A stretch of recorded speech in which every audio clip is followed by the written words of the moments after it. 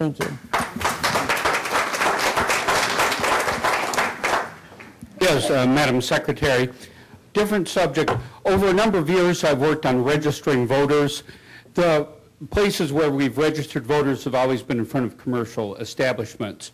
I might add, not in upscale neighborhoods, but at any rate, the level of support we've received from the store owners, the tenants, have gone from storing the materials for us week to week to showing us when and where to best register voters, to politely asking us to leave, to rudely asking us to leave. It seems to me that this is not a very democratic way to deal in our country. I wonder whether tenants really have any, is there any case law that shows that they can evict people from the premises because they are registering people to vote? Thank you very much.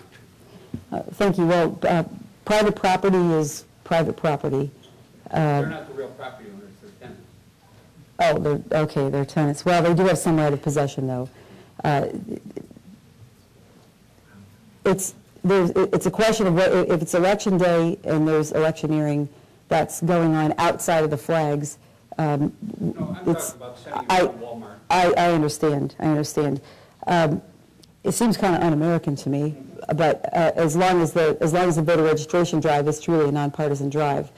I know as the secretaries of state around the country dealt with the issue of voter registration at veterans campuses, Veterans Administration campuses, and we actually had a representative of the Veterans Administration come and talk to us at one of our conferences a year ago, and the Veterans Administration ended up actually changing its approach of keeping people out after they heard from all of us. We weren't exactly we were enthusiastic in a way they didn't like when we were explaining to them why they should not be closing all of us out.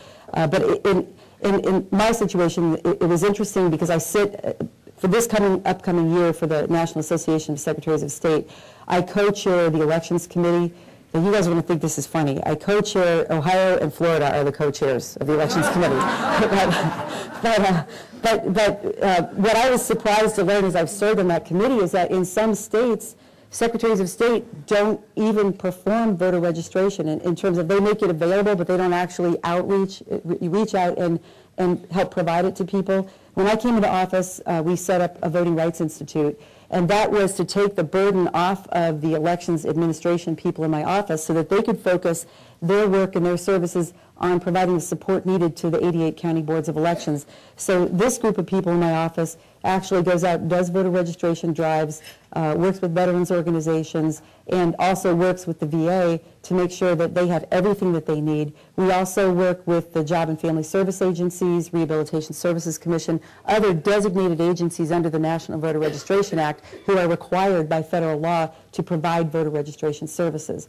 So we might just tell you at this point, Chuck, if they're not being nice to you at Walmart, maybe stand a little further out or just go someplace else where you can find the same folks.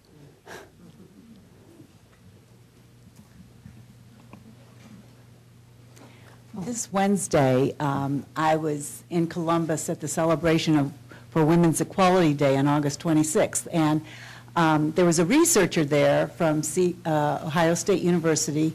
Her name is Julie, I think it's Graber, and she revealed that there are only 17 women in the United States Senate, and that Ohio has never had a woman governor or a woman United States Senator. And that's in over 200 years of history in our country. I would think that most people would think this is unacceptable today. I'm just wondering if we do not, my question is, if we do not support and elect women when there's an open seat to these offices, how will we ever change this big void that we right now have in our Congress and state? I've always believed, and it was important to me when I was, the night that the election was in 2006, I told my sisters that I wanted my nieces there, because the only way that young girls are really going to believe that they can do things in leadership or if they see women there. And so the way that you get more women elected is to elect women. And it was important for them because you can tell them that they can be whatever they want to be, but somebody needs to prove it to them. And that's the simplest answer that I have. There are, right now I know of 2 women running for open seats for the U.S. Senate, Robin Carnahan, Secretary of State of Missouri, and myself. Elaine Marshall, the Secretary of State of North Carolina, is being considered, she's a person who is actually considering running for the Senate in North Carolina. And while we're on Secretaries of State, in Kentucky on the Republican side, Trey Grayson, I guess, is running for the U.S. Senate there, which at least speaks well for maybe the future of the Help America Vote Act. But sorry to get off topic there. But that maybe it'll have some, there's some good things and not so good things about it. So with this, again, my attitude has always been that my responsibility as the only Democratic statewide elected woman is to help other women get elected. And I am open to talking to women who are of both parties because, and I will tell you something kind of interesting. A Republican office holder who will remain unnamed sat next to me at a veterans luncheon earlier this year.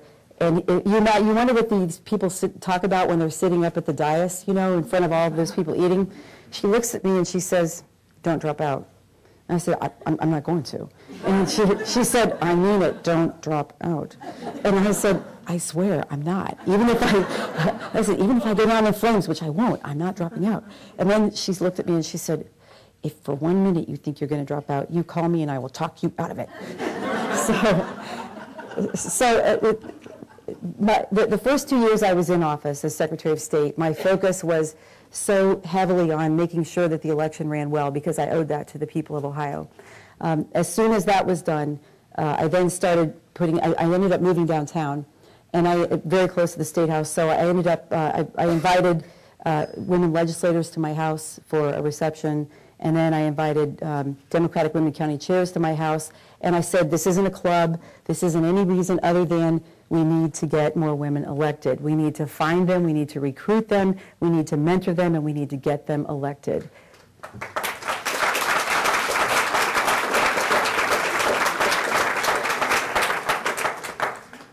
Jennifer, to your HUD suggestions, I am the mayor of the city of East Cleveland. My name is Eric Brewer. Last year I had the opportunity here, thanks to Jim, to meet the former Secretary of HUD and to go to Washington and meet with him.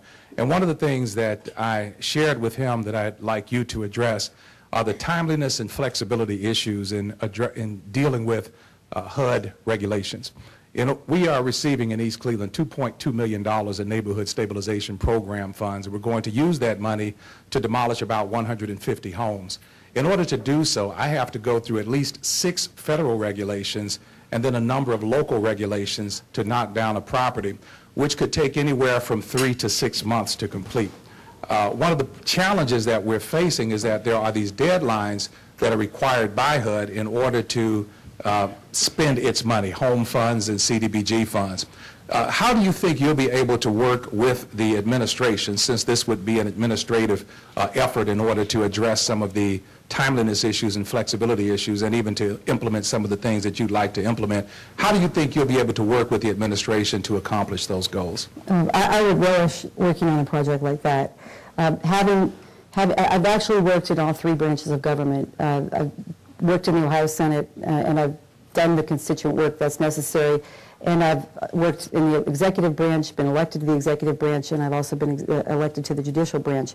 One thing that I do understand from talking to people like Gracia Hillman, who are on the Election Assistance Commission, is the length of time that is just built into federal law to go into things like that.